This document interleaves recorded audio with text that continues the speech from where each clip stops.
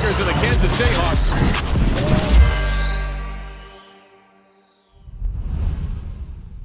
Welcome, everybody, to the Border War podcast on the Kansas City Sports Network. We are presented by 360 Vodka. I'm Jarrett Sutton, joined, as always, by Jeff Hawkins. Jeff, what's going on, man? Oh, nothing much, man. March Madness, Final Four, baby. Yeah, I was just saying, like, coming down to do this podcast, I thought, gosh, we're talking about a Final Four. Yeah. Kansas is in it. It's great for locally, both of us living here in Kansas City. It's exciting for college basketball fans, excited for your alma mater, which now has the most. We got to just off the bat, I'll just let you puff your chest out, bro. Kansas with the most wins now. There it is. I want to puff it too much, man. I might crack a bone or something. There we go. You're part of a lot of those wins, dude. You're part of a lot of those wins. A small part of them, not a lot. Right, I don't know how many a lot. That's over 2,000, man. Just a itty bitty. Hey, just to start out, like, what's your thoughts on just the Final Four being these schools? Like, how cool is that? I mean, like Villanova, Kansas, Duke, North Carolina. I mean, that's 4 big time powerhouse basketball programs. That to me is, in any sort of basketball fan, I think is going to be fired up about this Final Four. Well, for one, the NCAA has to be very happy. Absolutely. 2, CBS is not. CBS is not. No. Why this Final Four is on TBS and not CBS? They are not. But continue. Now, New Orleans, very happy. I mean, it's a great field. Duke, North Carolina matchup. You know, Coach Case, farewell, goodbye. Coach Williams is gone. You know, Hubert Davis, is taking some heat. He coached them all the way to the Final Four. So it's going to be fun to see that matchup. And, that's a rival. So to see those two going at it.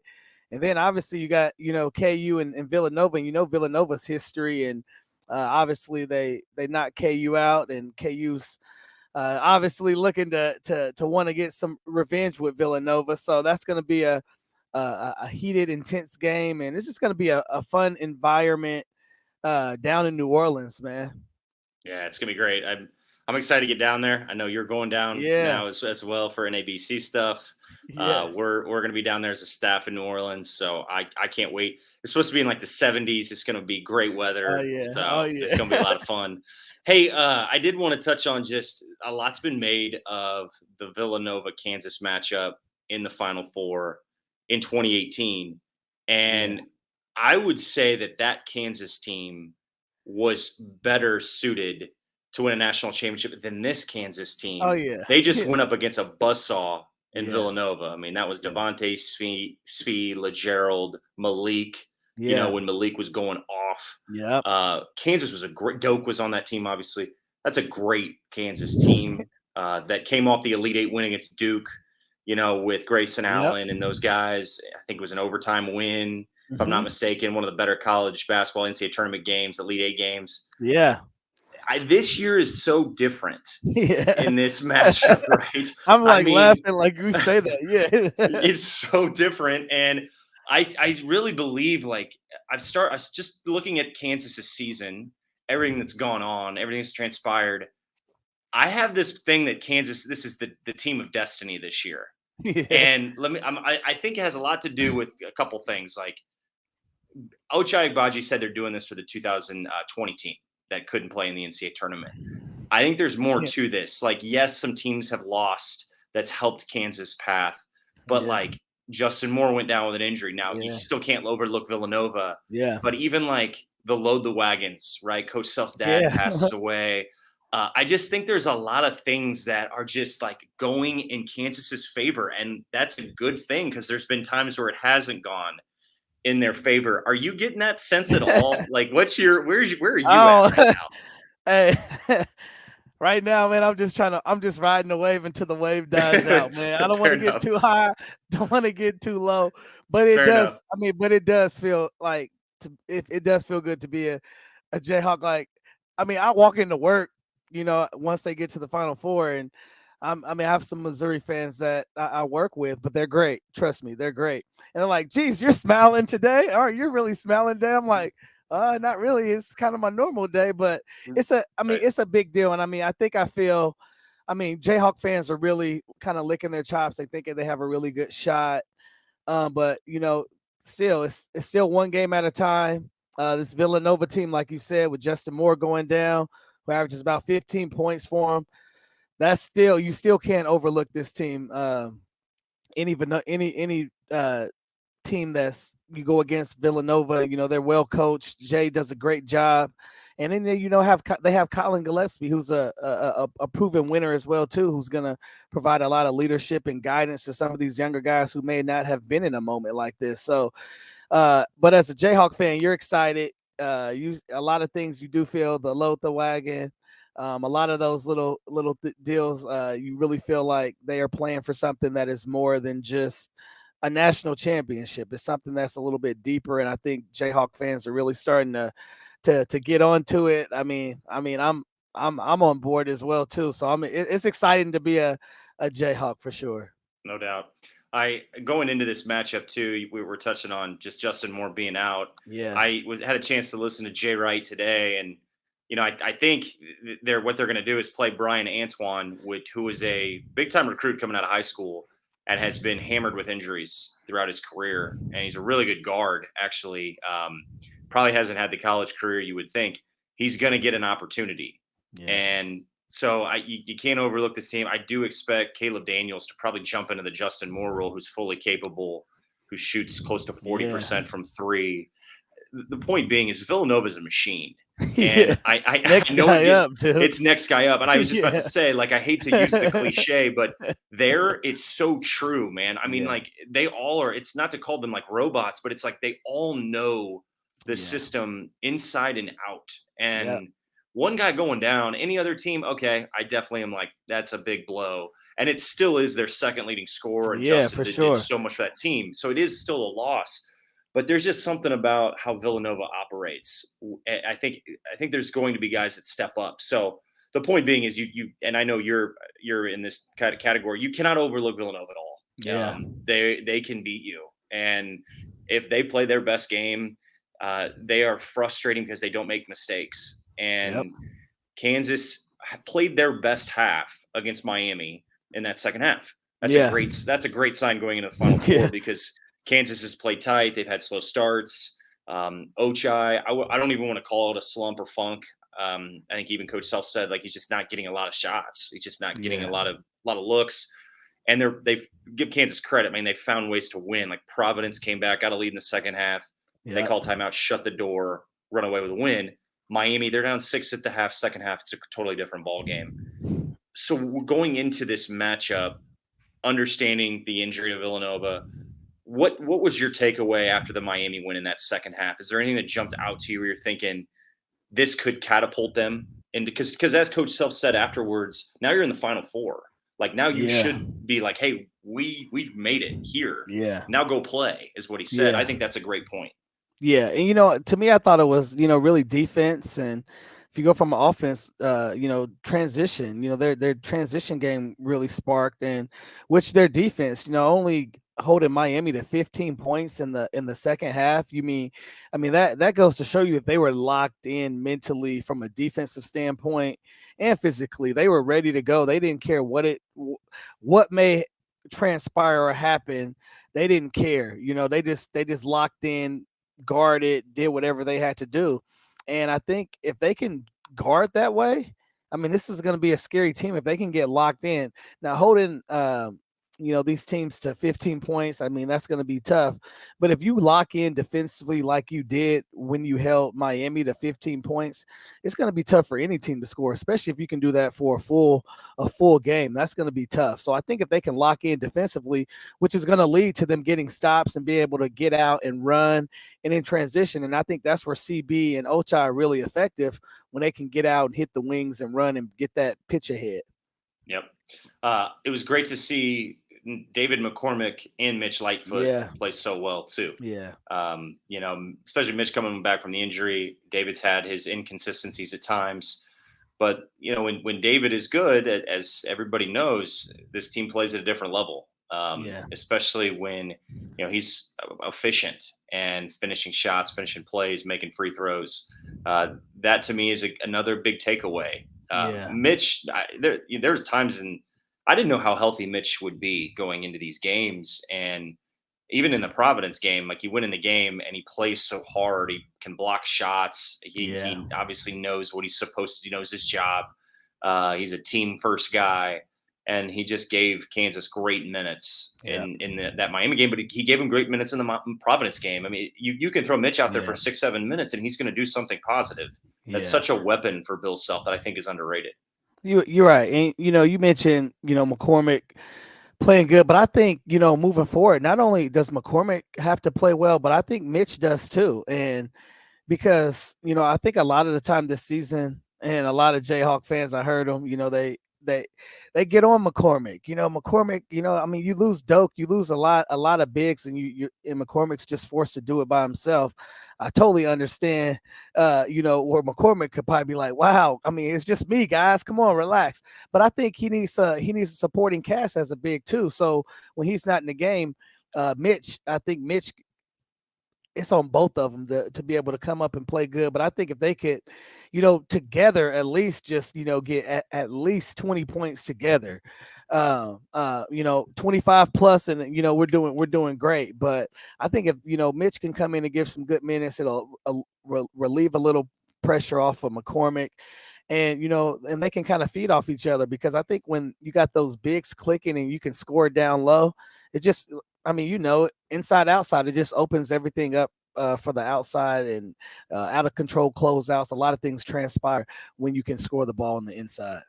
Yep. One of the things I did want to touch on is Coach Self, I feel like, has called every right call, pushed every right button, made every right substitution, made every right timeout. Just going through these games, there's a reason why he's a Hall of Fame coach. And that jumped out to me. I think Kansas beat Providence in a lot of ways of how Bill Self tactically coached that game. I think in the Miami game, like throwing KJ Adams out there on Cam McGusty to close the half, another big, I mean, like, that's just one example of him making a second half. He puts DeJuan, who's undersized, on Cam, and DeJuan was fantastic defensively. So I just feel like, this team, everything is, although they've had moments in the tournament where they just haven't looked good offensively, or they've just been sluggish, they still find ways to win games. And I think that's a testament to this team, is they can win in different ways. And that's a good thing. And you saw Ochai go for 18 in the Miami game. Christian played solid. But Jalen and Remy, they played a good role, but the guys that really carried them were David, Christian, and Ochai. Yeah. And the games prior, it's been Remy, it's been Jalen. So you're getting contributions from everybody in different ways, and you've been able to win games. To me, that is a really good sign. Like, touching on the 2018 team, they had a lot of firepower. Like, you knew, like, man, Kansas can do this. With this team, it was like they're a 1 seed, and they have every chance in this tournament. And now you're starting to think, man, this could be just their march, and this could be a destiny for them. Yeah, you made some very great points, Jared. And I think that the deal with this team is that they're hard to scout kind of right now. Like you said, Ochai. Yep.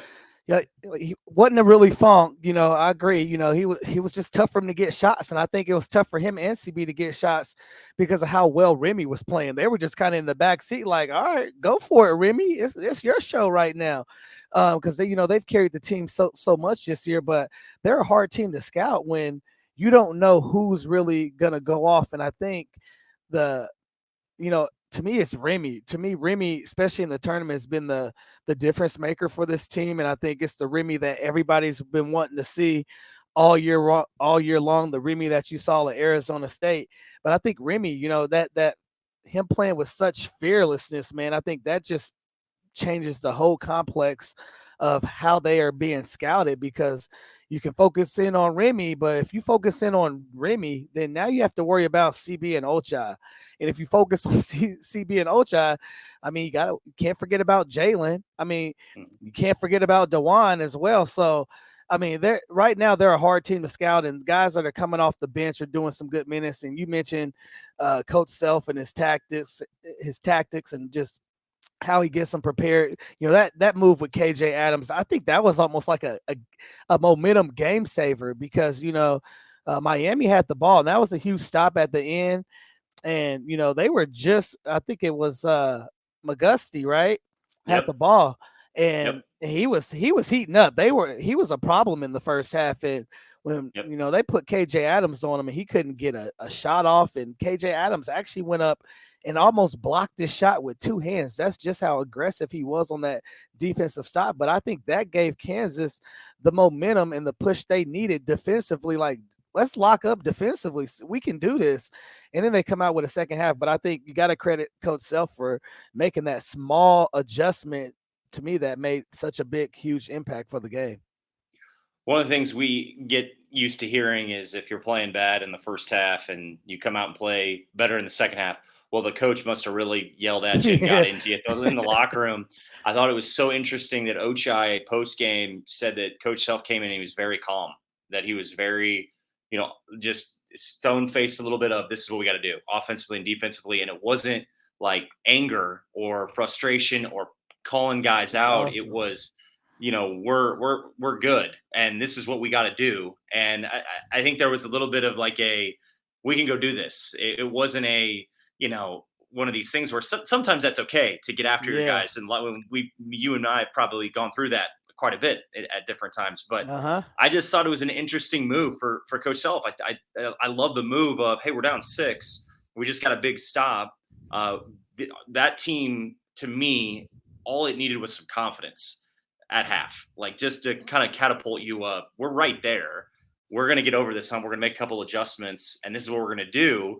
And then they went out and executed it flawlessly. And yes, they made shots, but the halftime conversation, I am always interested in if a team is playing really bad and then they can play a totally different half, what was the message? And so many times people go to, well, he must have just ripped the paint off the wall. And sometimes that's not actually the case. And in this situation, Coach Self, I thought handled it perfectly of what he told his team and how they came out and adjusted, which is a huge part of college basketball or just basketball in general, is making adjustments in game. And Kansas did that. Yeah. And, I think that's also too with, just Coach Self knowing his team. And maybe him getting a little older, maybe him just getting a little older. Spoken like a true former player that played for him. That's right. Getting a little older in his time, getting a little wiser, but I think that's so cool to hear because I've definitely been in some halftime speeches with Coach Self and where you weren't doing too well, and then he gives you one of those good speeches, and here you come, so.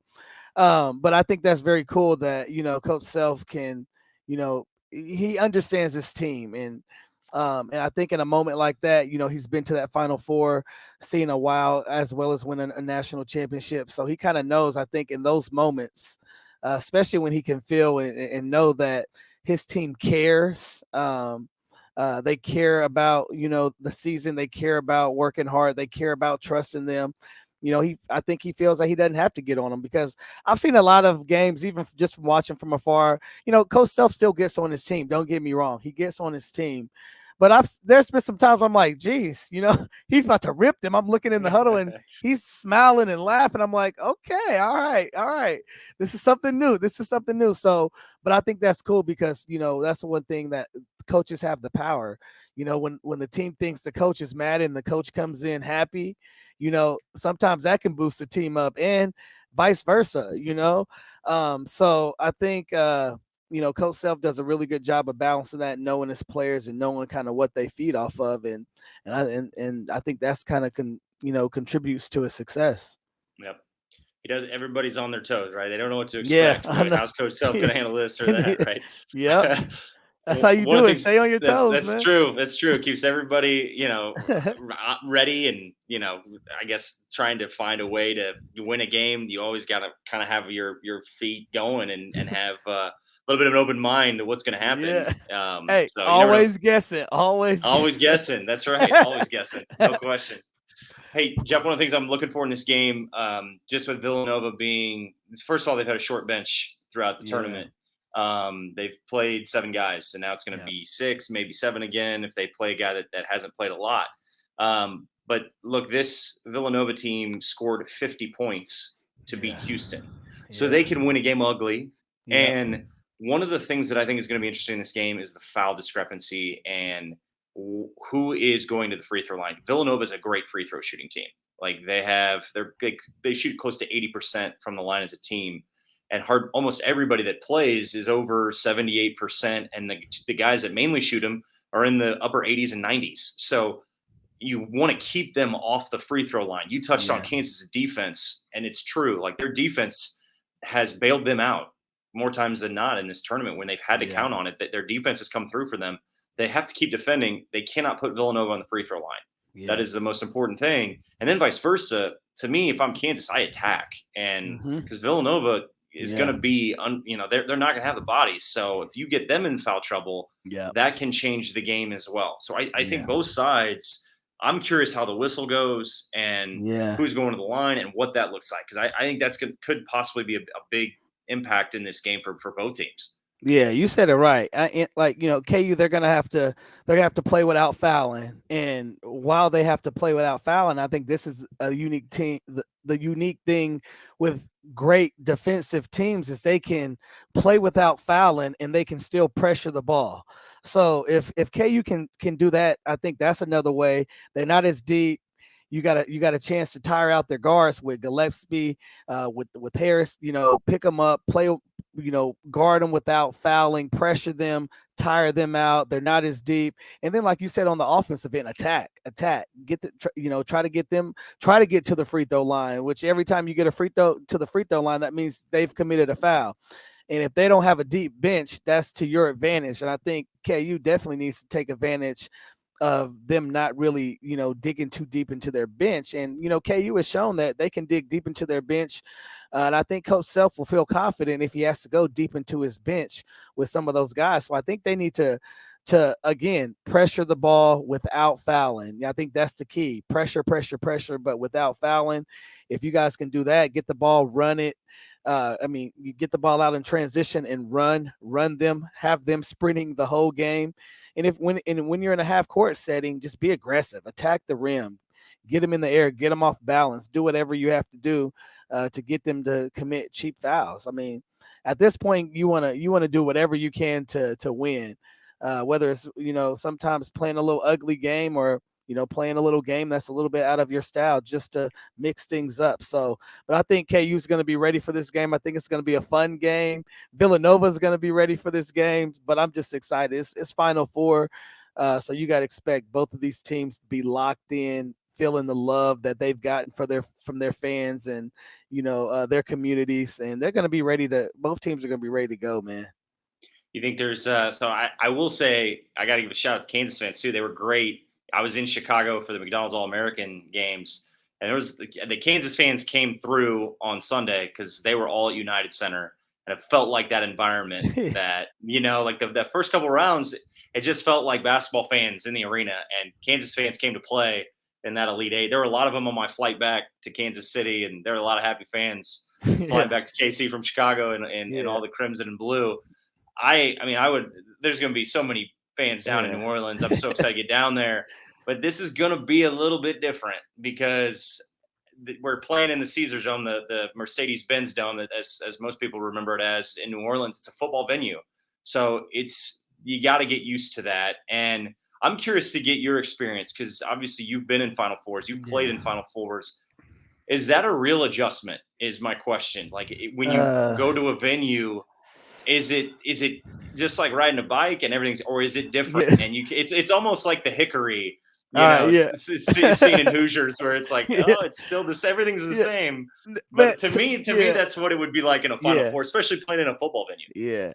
I mean, to me, it was the same. Like, did it look different? Normally you used to play in a gym where you make a layup, you maybe take a few steps, you might be able to touch the wall, you run back. Right. Well, you know what? If you make a layup in some of those arenas, I mean, you might have to run for about 50, 60 yards before you can get to the other side and touch a wall, maybe even further than that. So, but to me, it never bothered me. I just always had a shooter mentality, because people would always say it messes up your shot. Well, I was always curious, when you get to practice before you play. So you get on there, you shoot when you're like, the rim still feels the same. Okay, Yep. let's just shoot. So I think if you let it get in your head, it will get in your head and it will mess with your head. But if you're like, no, that don't bother me.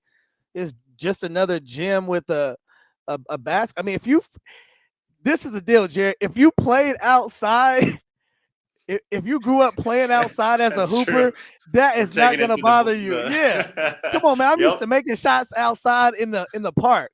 Come on, it's no bigger blowing and the double There's rims. No bigger backdrop than that, man. Oh, yeah. There's no bigger backdrop than that. So if you can play that, you can play in anything.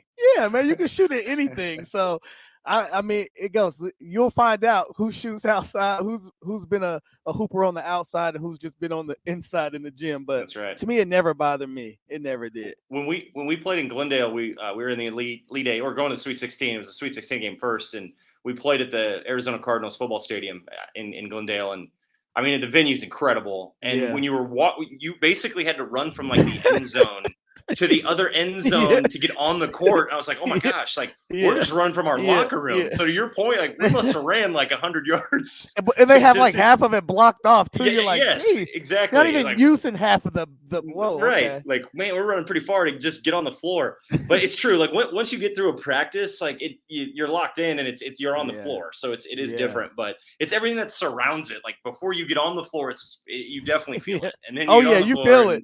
Because it's such, I mean, it's such a huge venue. You're like, whoa. And then there's like, I forget, like when we went to the practices, I think there was like 20,000 plus just to watch you practice once you get to like the final. It might even been more. I mean, but it was a lot. I mean, it was just so, you just look around and you're just like, whoa, this is crazy. But when, as a player, when you hop on the court, it's just like, you're zoned in. Like, that outside is, I mean, you only see it when you're not focused with a ball in your hand or getting instruction. So to me, it never bothered me, but you could definitely, I agree with you. You could tell the size of the venue when you hop in there. You're like, whoa, like this ain't no ordinary gym. This is a stadium. This is different. This is different. The one thing that I think is good, and I know a lot of coaches still do this, is in those type of venues, you use your practice time and the practices that are open to the public. It's all shooting, and then you go practice at a high school or some, and that's more game planning strategy.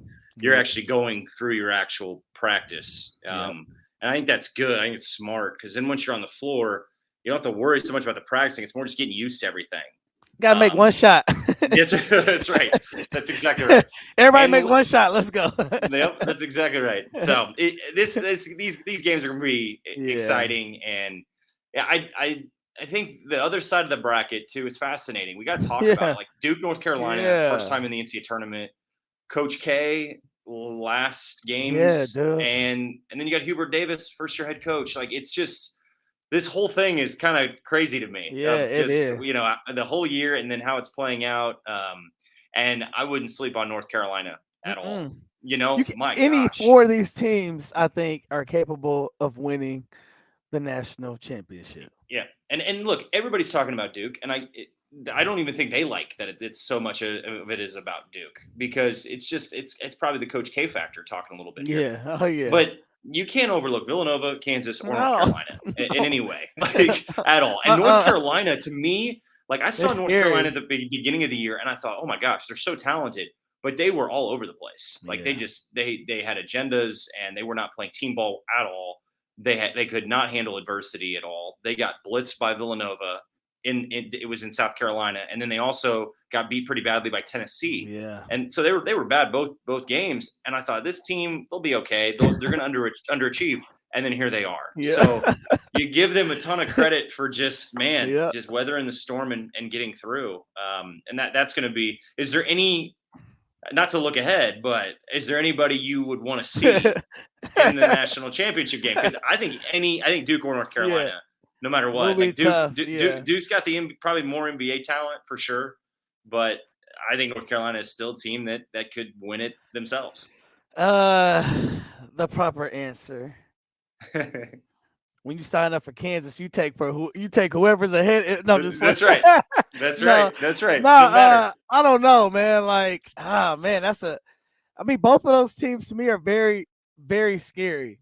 And I feel like if you choose one of them, that means you're thinking one is lesser than the other one. And if you get that opponent, that means you might be overlooking them a little bit. So I'm like, I don't know, man. I think